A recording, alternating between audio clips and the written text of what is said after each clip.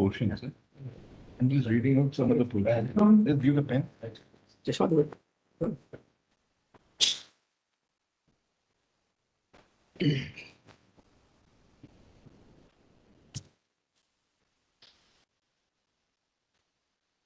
Unlike demands of a formal democracy, the hallmark of a substantive democracy, and if it misses to a liberal democracy, must be borne in mind.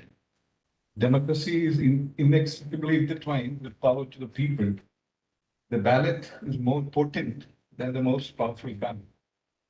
Democracy facilitates a peaceful revolution at the hands of the common man if elections are held in a free and fair manner. Elections can be conflated with a non-violent coup capable of unseating the most seemingly powerful governing parties if they do not perform to fulfill the aspirations of the governed. Democracy is meaningful only if the sublime goals enshrined in the preamble to the Constitution receive the undivided attention of the rulers, namely social, political, and economic justice. The concepts of liberty, equality, and fraternity must not be strange bedfellows to the ruling class. Secularism, a basic feature of the Constitution, must inform all actions of the state, and therefore cannot be spurned, but must be observed in letter and spirit. Democracy can be achieved only when the governing dispensation sincerely endeavors to observe the fundamental rights in letter and spirit. Democracy also, needless to say, will become fragile and may collapse if only lip service is paid to the rule of law. Then we would therefore find that the Election Commission of India has been charged with the duty and blessed with extraordinary powers to hold elections in both parliament and state legislatures from time to time. This is an enormous task. The power it possesses under Article 324 is plenary. It is only subject to any law which may be made by parliament or by the state legislature. Undoubtedly, the Election Commission is duty bound to act in a fair and legal manner. It must observe the provisions of the Constitution and abide by the directions of the court. The same being done, it can draw upon a nearly infinite reservoir of power.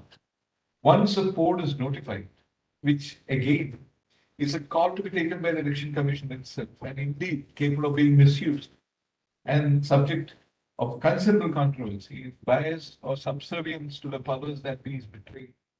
It assumes unusual powers. Its writ lies across governments over the length and breadth of the country. Officers of the government who come under its charge become subject to the superintendence of the Commission. The fate of political parties and its candidates, and therefore of democracy itself, to a great measure is allowed to rest in the hands of the Election Commission. While there may be officers who assist the Commission, vitally important decisions have to be taken by those at the helm of the affairs. It is the Chief Election Commissioner and the Election Commissioner at whose table the buck must stop. It is in this scenario we bear in mind that when a decision is taken, the process of holding of the poll, that subject to the proceedings which are initiated in courts, which conduce to the effective holding of the poll, any proceeding which seeks to bring the election process under the shadow is tabooed. The significance of this aspect is that it adds to the enormity of the powers and responsibility of the Election Commission. Awaiting the outcome of the poll to question the election before the tribunal may result in many illegal, unfair, and malafide decisions by the Election Commission passing muster for the deal. Once the election results are out, the matter is largely reduced to a fait accompli. The basic and underlying principle central to democracy is power to the people through the ballot.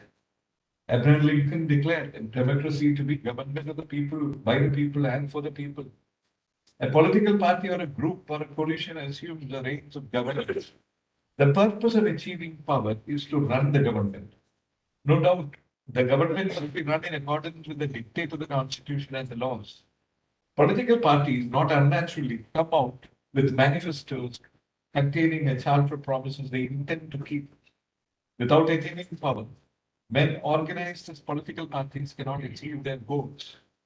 Power becomes therefore a means to an end. The goal can only be governed so that the lofty aims enshrined in the directive principles are achieved while observing the fundamental rights as also the mandate of all the laws.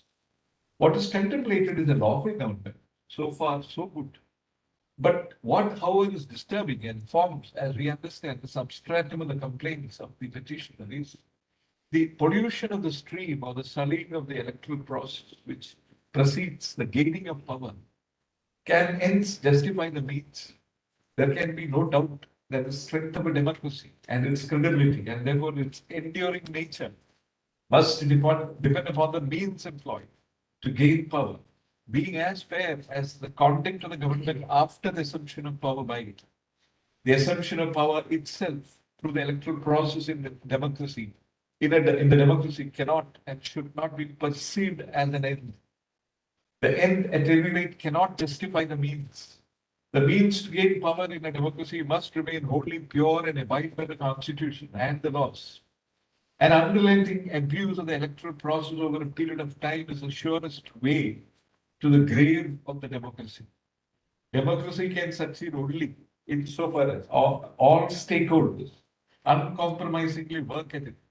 And the most important aspect of democracy is the very process, the electoral process, the purity of which alone will truly reflect the will of the people. So the fruits of democracy are truly reaped. The essential hallmark of a genuine democracy is the transformation of the ruled into a citizenry clothed with rights, which in the case of the Indian Constitution also consist of fundamental rights, which are also being freely exercised.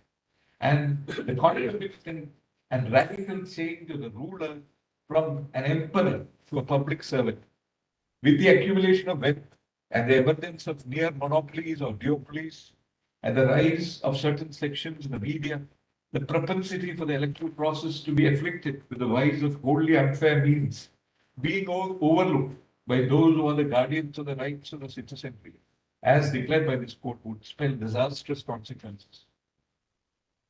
The cardinal importance of a fiercely independent, honest, competent, and fair election commission must be tested on the anvil of the rule of law, as also the grand mandate of equality. We expatiate. The rule of law is a very bedrock of a democratic form of governance. It simply means that men and their affairs are governed by pre-announced norms. It averts a democratic government brought to power by the strength of the ballot, betraying their trust and lapsing into a government of caprice, nepotism, and finally despotism. It is a promise of avoidance of these vices which persuades men to embrace a democratic form of government. An election commission which does not ensure free and fair poll as per the rules of the game guarantees the breakdown of the foundation of the rule of law. Equally, the sterling quality which we have described, which must be possessed by an election commission, is indispensable for an unquestionable adherence to the guarantee of equality in Article 14. In the wide spectrum of powers, if the election commission exercises them unfairly or illegally, as much as he refuses to exercise power, when such exercise becomes a duty, it has a telling and chilling effect on the fortunes of the political parties. Inequality in the matter of treatment of political parties who are otherwise similarly circumstanced unquestionably breaches the mandate of Article 14. Political parties must be viewed as organizations representing the hopes and aspirations of its constituents or citizens. The electorate are ordinarily supporters or adherents of one or the other political parties. We may note that the recognition of nota by this court enabling a voter to express his distrust for all the candidates exposes the disenchantment with the electoral process which hardly augurs well for democracy. Therefore, any action or omission by the Election Commission holding the poll which treats political parties with an uneven hand and what is more, in an unfair or arbitrary manner would be anathema to the mandate of Article 14 and would therefore cause its breach. There is an aspect of the citizen's right to vote being imbued with the fundamental freedom under Article 91A. The right to the citizen to seek and receive information about the candidates and who should be chosen as by him as his representative has been recognized as a fundamental right.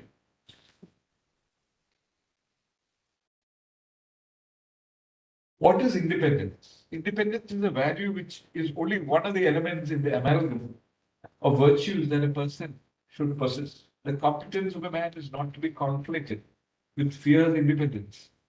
A person may be excellent, that is, at his chosen vocation. He may be an excellent administrator.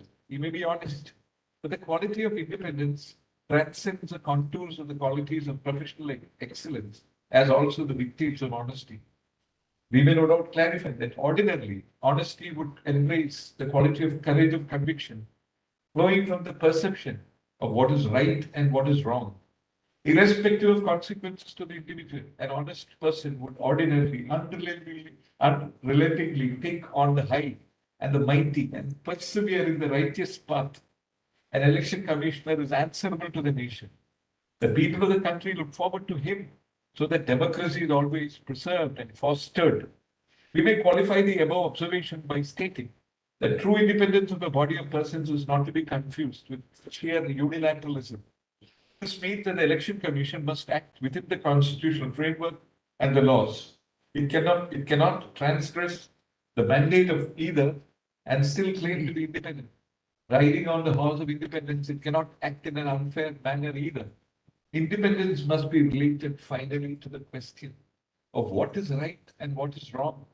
A person who is weak-kneed before the powers that be cannot be appointed as an election commissioner. A person who is in a state of obligation or feels indebted to the one who appointed him fails the nation and can have no place in the conduct of elections, forming the very foundation of the democracy. An independent person cannot be biased, holding the scales evenly, even in the stormiest of times, not being servile to the powerful, but coming to the rescue of the weak and the wrong, who are otherwise in the right, would qualify as true independence.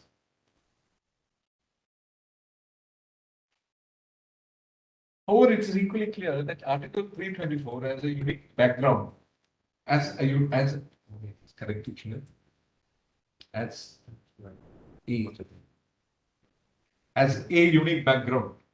The founding fathers clearly contemplated a law by Parliament and did not intend the executive exclusively calling the shots in the matter of appointments to the Election Commission. 7 decades have passed by. Political dispensation of varying hues, which have held the reins of power, have not unnaturally introduced a law. A law could not be one to perpetuate what is already permitted, namely the appointment at the absolute and sole discretion of the executive. A law, as Gopal Sankaranarayanan points out, would have to be necessarily different. The absence of such a law does create a void or vacuum. This is despite the chorus of voices, even cutting across the political divide, urging divesting of the executive power of the appointment from the executive, exclusive power of appointment from the executive. We have noticed that while making a law is ordinarily a power with the legislative branch, and being a power, it cannot be coupled by the court. The making of the law may be a constitutional imperative. In the context of Article 326, making of law as contemplated in Article 326 was an unavoidable necessity. Realizing that the statutory framework was necessary to breathe life into Article 326 and which was not to be incongruous with this command, Parliament enacted the 1950 Act and the 1951 Acts. The first general election followed. Making of law by Parliament, as provided for in Article 146 and Article 229, dealing with conditional service of employees of the Supreme Court and the High Court respectively, was a sheer power and enabling provision. The context and the purpose signals no imperative need, no intention to indeed peremptorily provide for a law as is discernible in the case of appointment of the members of the Election Commission of India pervades the articles. The vacuum in the case of Article 324(2) is the absence of the law which Parliament was contemplated to enact. Political parties undoubtedly would appear to betray a special interest in not being forthcoming with the law. The reasons are not far to seek. There is a crucially vital link between the independence of the Election Commission and the pursuit of power, its consolidation and perpetuation. As long as the party that is voted into power is concerned, there is not unnaturally a near insatiable quest to continue in the saddle. A pliable election commission, an unfair and biased overseer of the foundational exercise of another franchise, which lies in the heart of democracy, who obliges the powers that be, perhaps offers the surest gateway to acquisition and retention of power, The values that animated the freedom struggle had to be brought home to a new generation through insertion of the provision relating to fundamental duties. Criminalization of politics, a huge surge in the influence of money power, the role of certain sections of the media, where they appear to have forgotten their invaluable role and have turned unashamedly partisan, call for the unavoidable and unpostponable filling up the vacuum, even filling up of the vacuums. Even as it is said that justice must not only be done, but seem to be done, the outpouring of demands for an impartial mode of appointment of the members require at the least the banishing of the impression that the election commission is appointed by less than fair means.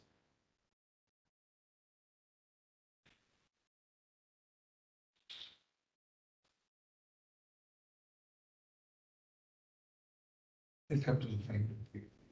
There cannot be any doubt that the Election Commission of India is to perform the arduous and unenviable task of remaining aloof from all forms of subjugation by and interference from the executive. One of the ways in which the executive can bring an otherwise independent body to its knees is by starving it off and cutting off the requisite financial wherewithal and resources required for its efficient and independent functioning. It would not be unnatural if faced with the prospect of it not being supplied with enough funds and facilities. A vulnerable commission may cave in to the pressure from the executive, and thus it would result in an insidious but veritable conquest of an otherwise defiant and independent commission. This apart from the fact that cutting off the much needed funds and resources will detract from its efficient functioning. Final relief. The repetitions are partly allowed, and they are disposed of as follows. We declare that as far as appointment to the post of Chief Election Commissioner and the election commissioners are concerned, the same shall be done by the President of India on the basis of the advice tendered by a committee consisting of the Prime Minister of India, the leader of the opposition in the Lok Sabha, and in case there is no such leader, the leader of the largest party in the opposition in the Lok Sabha, having the largest numerical strength, and the Chief Justice of India. This norm will continue to hold good till a law is made by the Parliament. As regards the relief relating to putting in place a permanent secretary for the Election Commission of India and charging its expenditure to the Consolidated Fund of India is concerned, the court makes a fervent appeal that Union of India Parliament may consider bringing in necessary changes so that the Election Commission of India becomes truly independent. This was correction. Pages which I had to sign.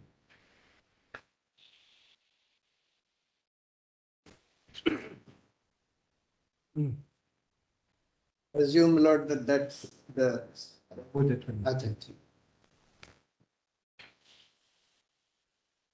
I entirely agree with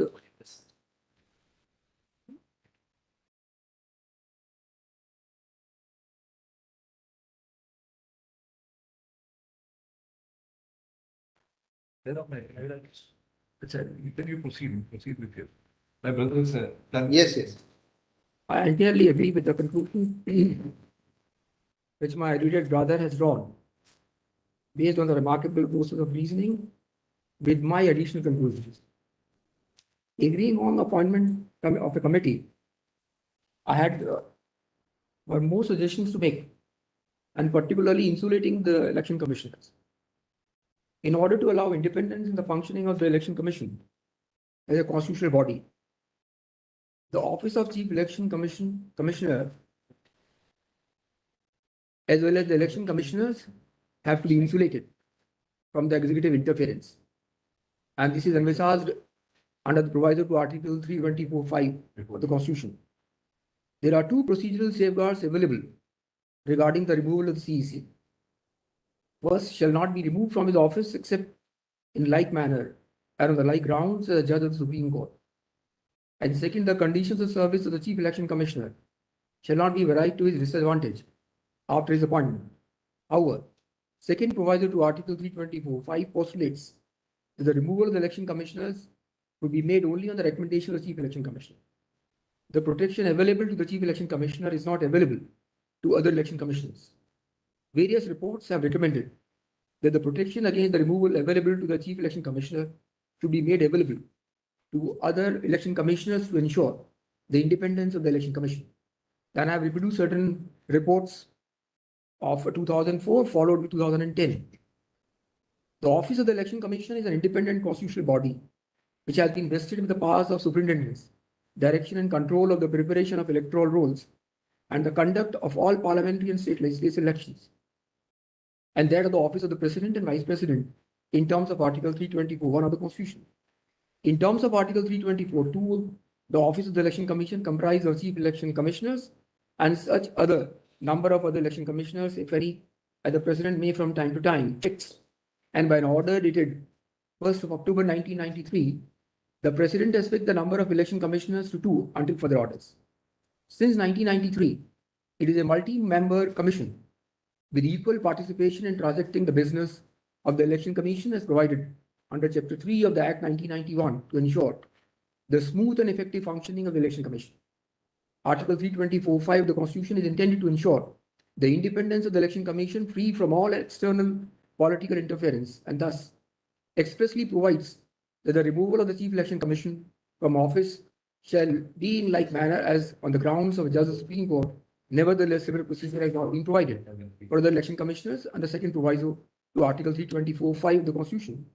However, the other conditions of service of Chief Election Commissioner and other election commissioners have been protected by the legislature under the Act 1991.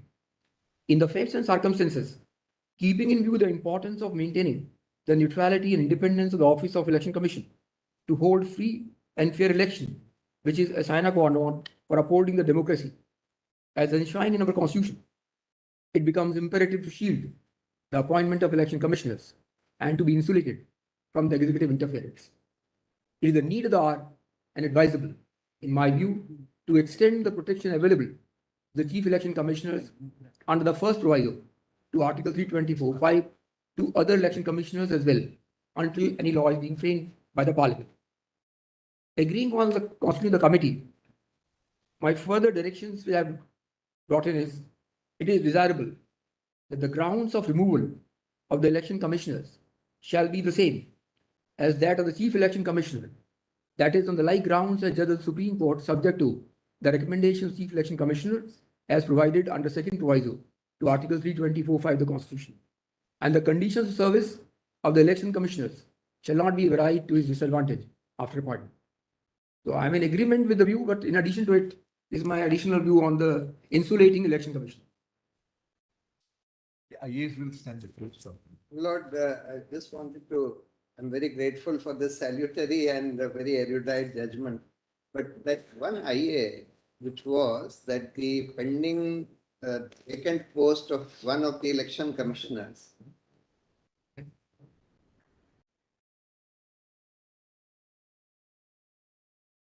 Not, you have not seen what we have.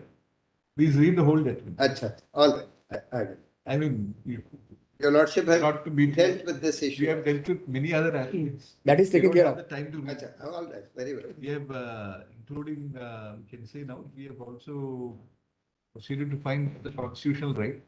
But because of the conflict with the 5 judges bench, judicial discipline, kindly go through, I mean, when you Yeah, go very through, well. you find many things. No, we are very, very, very grateful, my Lord, for such a patient hearing and thereafter such an erudite judgment. Thank you. Grateful, my lord.